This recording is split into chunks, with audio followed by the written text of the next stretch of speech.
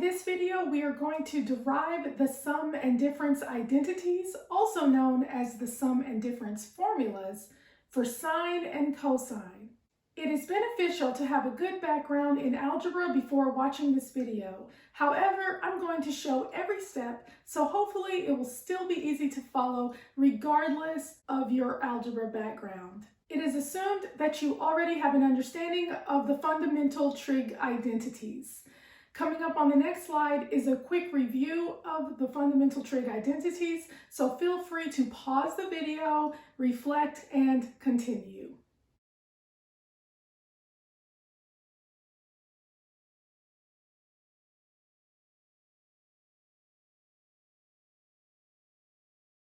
Okay, let's begin.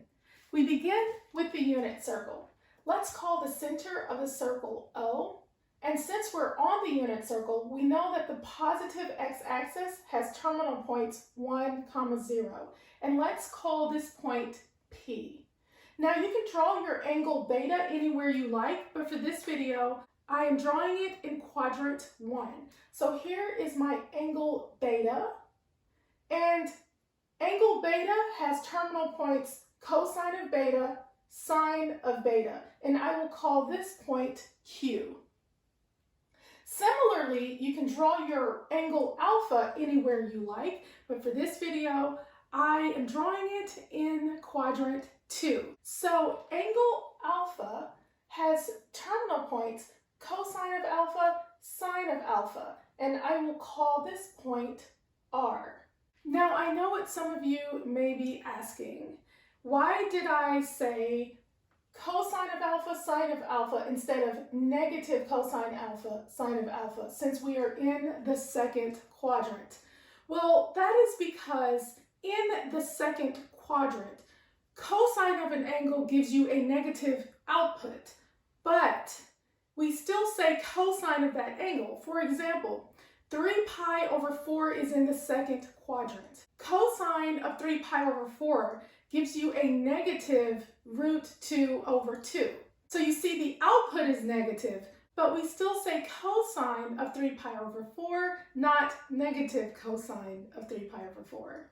So hopefully this clears up any questions. Now I'm going to draw another angle. Let's say that I'm at my angle alpha and I take away the angle beta, then we have another angle called alpha minus beta. And alpha minus beta has terminal points cosine of alpha minus beta, sine of alpha minus beta. Note that all points from the center of the circle to the circle has a radius of 1 since we are on the unit circle.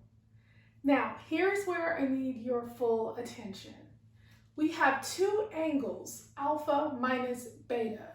So here, let's say we start at the positive x-axis and come around here, then this angle is alpha minus beta.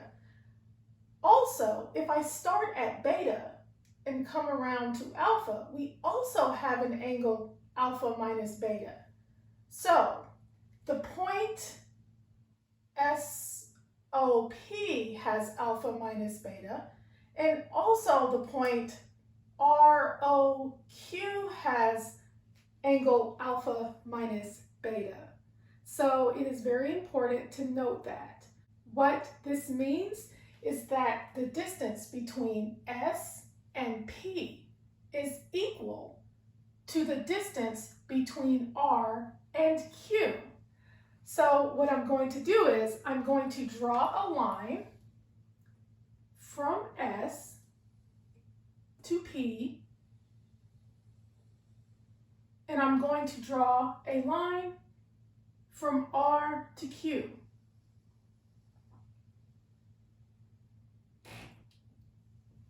Okay, so now we have to use what we know from pre-calculus algebra. We're going to use the distance formula. We're going to set the distance between S and P equal to the distance between R and Q. What is the distance formula? The distance formula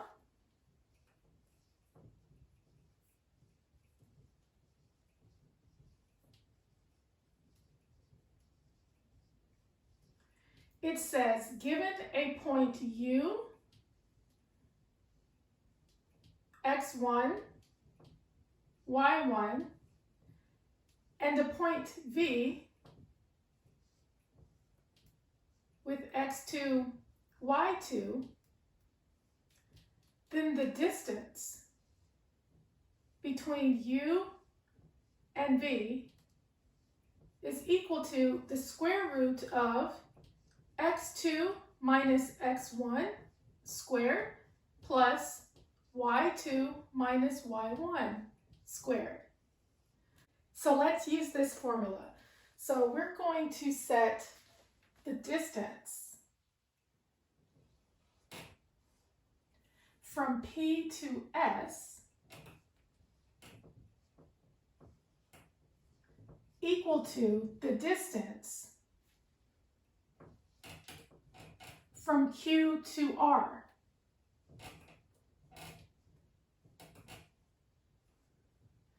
So applying our formula, we have the square root of,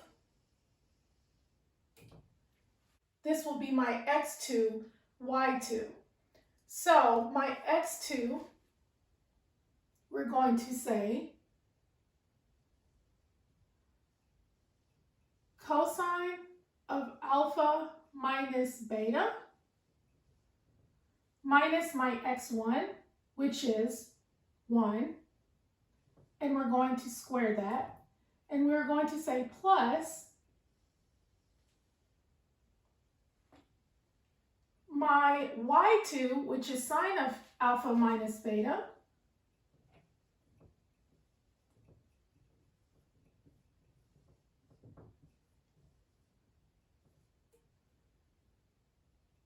minus my y1, which is 0.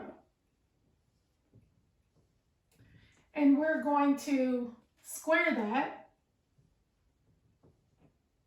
And now we have to set it equal to the distance between Q and R. So that's going to be equal to the square root of, again, we are applying the distance formula. So my x2 this time is going to be cosine of alpha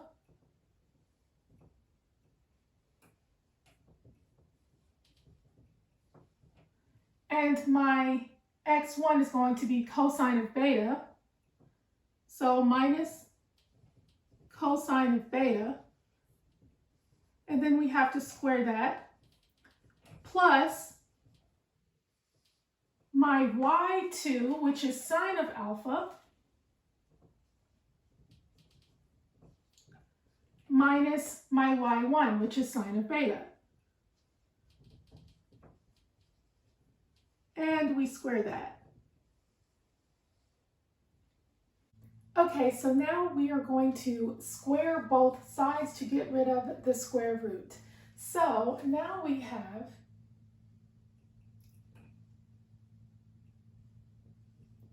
cosine of alpha minus beta minus 1 squared plus sine of alpha minus beta minus 0 squared is equal to cosine of alpha minus cosine of beta squared plus sine of alpha minus sine of beta squared. Okay, so now I'm just going to FOIL everything out. So this becomes cosine squared of alpha minus beta minus 2 times cosine of alpha minus beta plus 1. So that's everything here. And now I need to FOIL out this one here. So this will become plus sine squared of alpha minus beta, and we set that equal to, now I'm going to come over here, cosine squared of alpha minus 2 cosine of alpha cosine of beta plus cosine squared of beta. And then we need to FOIL out this one here, so this will be plus sine squared of alpha minus 2 sine alpha sine beta plus sine squared of beta. Okay, so now we can use one of our Pythagorean identities. We know that sine squared theta plus cosine squared theta is equal to 1. Looking here, we have sine squared of alpha minus beta and cosine squared of alpha minus beta, so we can set this equal to 1. Similarly, we have sine squared alpha plus cosine squared alpha, so we can set this equal to 1. Also, we have sine squared beta plus cosine squared beta, so we can set this equal to 1. So now we have sine squared of alpha minus beta plus cosine squared of alpha minus beta is 1. Now keep everything else, so we have minus 2 cosine of alpha minus beta plus 1, and that's equal to, here we have sine squared of alpha plus cosine squared of alpha is equal to 1, plus, here we have sine squared of beta plus cosine squared of beta is equal to 1. And now we're going to keep everything else, which is negative 2 cosine of alpha cosine of beta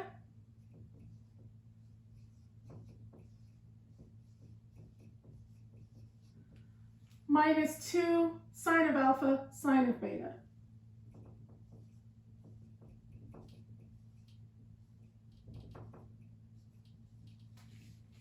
Now we're just going to simplify a little bit. So 1 plus 1 is 2. So we have 2 minus 2 cosine of alpha minus beta is equal to 1 plus 1 is 2. So 2 minus 2 cosine of alpha cosine of beta minus 2 sine of alpha sine of beta. And now I'm just going to subtract both sides by 2. So the 2 on the right side and the 2 on the left side will disappear. So we have minus 2 cosine of alpha minus beta is equal to negative 2 cosine alpha cosine beta minus 2 sine alpha sine beta. And now I'm just going to divide both sides by a negative 2. So we have cosine of alpha minus beta is equal to cosine alpha cosine beta plus sine alpha sine beta. And here is your difference formula for cosine.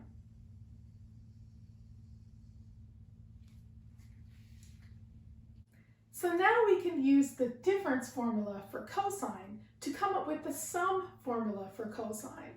So we have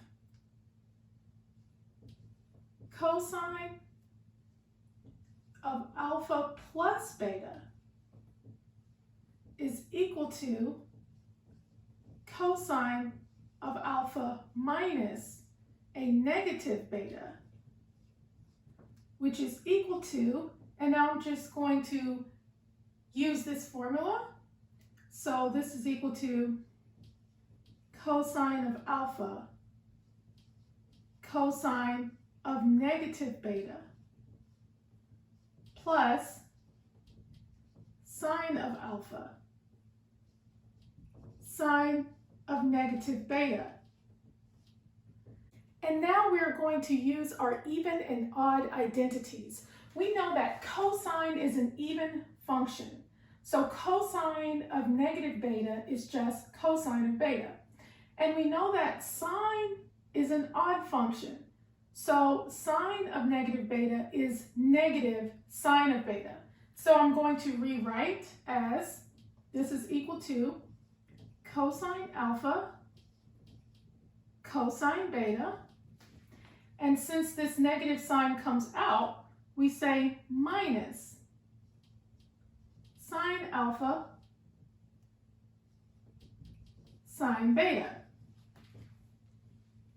And we know this is all equal to cosine alpha plus beta here, and it's equal to cosine alpha plus beta. And here we have the sum formula for cosine. Now we are going to use our cofunction identities and the difference formula for cosine to come up with the sum formula for sine. So we know that sine of an angle theta is equal to cosine of pi over 2 minus the angle theta. So sine of alpha plus beta is equal to cosine of pi over 2 minus alpha plus beta. Now I'm just going to rewrite the right side of the equation. So we have sine of alpha plus beta is equal to cosine of, and I'm going to group alpha with pi over 2. So this will become pi over 2 minus alpha minus beta. And now I'm going to use the difference formula for cosine and apply it to the right side of the equation. So we have sine of alpha plus beta is equal to, applying the difference formula for cosine, we have cosine of pi over 2 minus alpha, cosine of beta, plus sine of pi over 2 minus alpha, sine of beta. Now we can use the cofunction identities again. We also know that cosine of an angle theta is equal to sine of pi over 2 minus theta. So I can replace sine of pi over 2 minus alpha with cosine of alpha. And I can replace cosine of pi over 2 minus alpha with sine of alpha. So we have sine of alpha plus beta is equal to cosine of pi over 2 minus alpha is sine of alpha. And then we have cosine of beta, so times cosine of beta, plus Sine of pi over 2 minus alpha is cosine of alpha by the cofunction identity. So cosine of alpha times our sine of beta. And here we have the sum formula for sine. And now we will use our sum formula for sine and our even odd identities to come up with the difference formula for sine. So, sine of alpha minus beta is equal to sine of alpha plus a negative beta. So we have sine of alpha minus beta is equal to, so now we can apply the sum formula for sine on the right-hand side of the equation. So we have sine of alpha cosine of negative beta plus cosine of alpha sine of negative beta. And now we can use our even odd identities. So we have sine of alpha minus beta is equal to sine of alpha, and we know that cosine is an even function, so we can disregard the negative sign inside of the function. So we have cosine of beta, and we know that sine is an odd function, so the negative sign comes out. So we have minus cosine alpha sine of beta. And here is our difference formula for sine. And that is how you derive the sum and difference formulas for sine and cosine. Thank you for watching, and always remember that you are awesome.